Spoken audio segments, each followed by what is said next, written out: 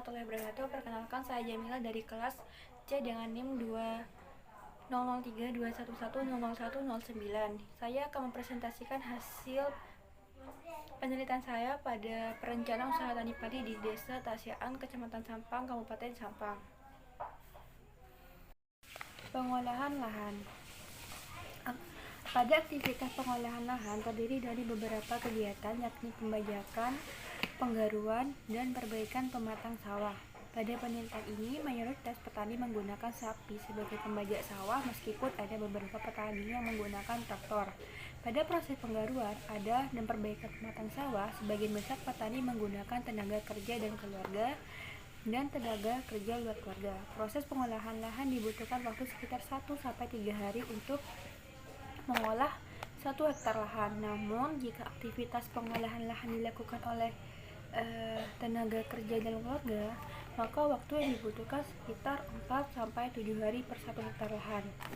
Yang kedua adalah penyemaian dan aktivitas yang pertama adalah pengolahan lahan. Pada aktivitas pengolahan lahan terdiri dari beberapa kegiatan, yakni pembajakan, penggaruan, dan perbaikan pematang sawah.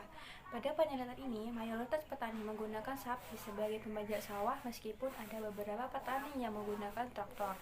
Pada proses penggaruan dan perbaikan pematang sawah, sebagian besar petani menggunakan tenaga kerja dalam keluarga dan tenaga kerja luar keluarga. Proses pengolahan lahan dibutuhkan waktu sekitar 1-3 hari untuk mengolah 1 hektar lahan. Namun, jika aktivitas pengolahan lahan dilakukan oleh TKDK, maka waktu yang dibutuhkan sekitar 4-7 hari per 1 hektar lahan. Yang kedua adalah penyemaian. Penyemaian dilakukan setelah petani menyebarkan benihnya. Untuk aktivitas penyemaian, petani menggunakan tenaga kerja dalam keluarga atau TKDK. Yang ketiga adalah penanaman. Pada proses penanaman, sebagian besar petani menggunakan sistem borongan, di mana tenaga kerja yang lebih banyak digunakan adalah tenaga kerja luar keluarga dibandingkan TKDK. Sistem tanam yang digunakan masih konvensional. Yang keempat adalah penyulaman dan penyiangan.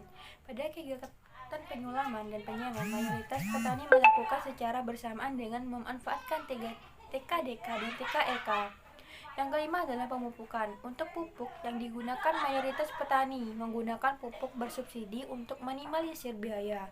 Petani akan melakukan pemupukan saat setelah tanam, yaitu pada umur 7-15 hari setelah tanam, dan 35-45 hari setelah tanam. Pupuk yang digunakan petani diantara adalah pupuk urea, SP36, KCL, NPK, dan pupuk organik. Yang kelima adalah pengendalian OPT. Pengendalian OPT dilakukan dengan menyemprotkan pestisida kimia menggunakan tenaga kerja dalam keluarga. Yang keenam adalah pemanenan. Padi akan dipanen pada saat umur 90-100 hari atau 4 bulan setelah penanaman. Pada umur tersebut, warna bulir padi sudah menguning. Proses pemanenan dilakukan dengan cara tradisional, yakni masih menggunakan sistem tebasan dan digiling dengan mesin penggiling padi. Karena saat ini masih belum ada alat pertanian seperti combined harvesters dari pemerintah untuk membantu petani dalam proses pemanenan, di mana sebagian besar petani di luar Jawa telah menggunakan alat combined harvester untuk memanen padi. Perencanaan finansial. Perencanaan finansial ini terdiri dari biaya produksi, perkiraan hasil produksi, serta apakah usaha tersebut layak atau tidak jika diteruskan. Yang pertama adalah biaya produksi. Biaya produksi ini terkait dengan biaya input tetap, biaya input variabel, dan biaya tenaga kerja. Dari hasil perhitungan menggunakan sirup cantik, biaya produksi dari usaha tani milik Pak Maidi ini adalah sebesar 14.472.544, dan ini termasuk biaya input variabel dan biaya tenaga kerja. Jadi Pak Maidi harus mengeluarkan uang sebesar 14.472.554 rupiah untuk memulai usaha tani padi. Yang kedua adalah perkiraan hasil produksi.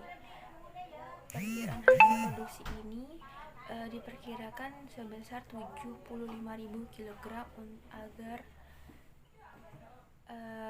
usaha tani milik Pak Maidi ini layak. Pak Maidi menjual harga satuan beras per kilonya itu adalah 7.000, sehingga jika ditotalkan dengan perkiraan biaya hasil produksi, maka menghasilkan 52.500.000. Sehingga keuntungan yang diterima Pak Maidi adalah sebesar Rp38.027.456. Sehingga jika dilihat dari keuntungannya saja, Pak Maidi ini usaha tani milik Pak Maidi ini dapat dikatakan layak karena Pak Maidi sudah mendapatkan beberapa persen keuntungan dari usaha tani padi tersebut.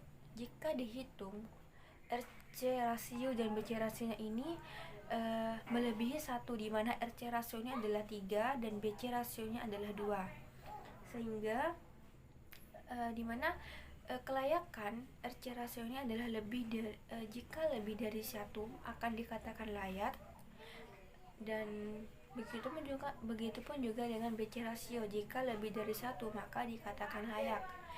Jadi kesimpulannya, dilihat dari aspek finansial,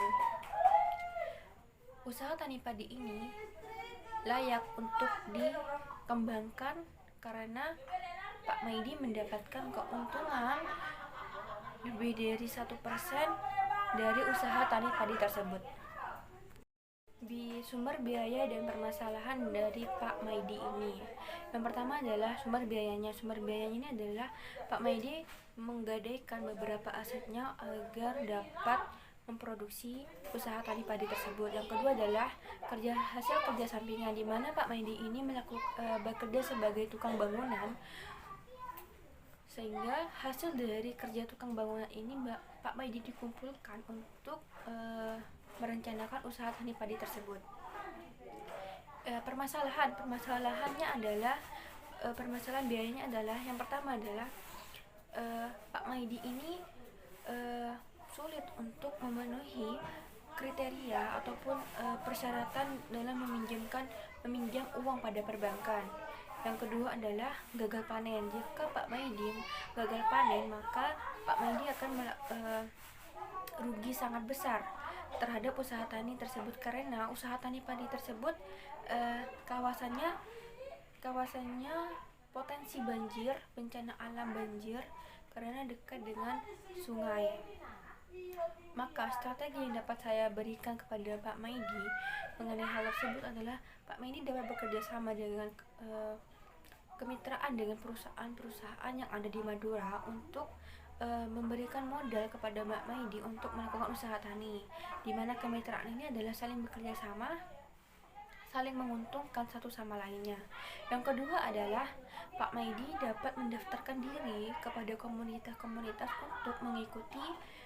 untuk mengajukan asuransi usaha tani padi. Karena asuransi usaha tani padi ini atau OTP dapat mengganti rugikan gagal panen padi milik petani jika memenuhi persyaratannya. Yang pertama adalah mengikuti komunitas petani. Yang kedua adalah luasan lahan hektar, yakni minimal adalah 1 hektar, dan kerusakan padi adalah sekitar 75% ke atas. Maka Pak Maidi akan mendapatkan uang sebesar 6 juta untuk mengganti kegagalan panen yang Pak Maidi alami. Sekian presentasi saya mengenai perencanaan usaha tani milik Pak Maidi di Kecamatan Sampang, Kabupaten Sampang. Wassalamualaikum warahmatullahi wabarakatuh.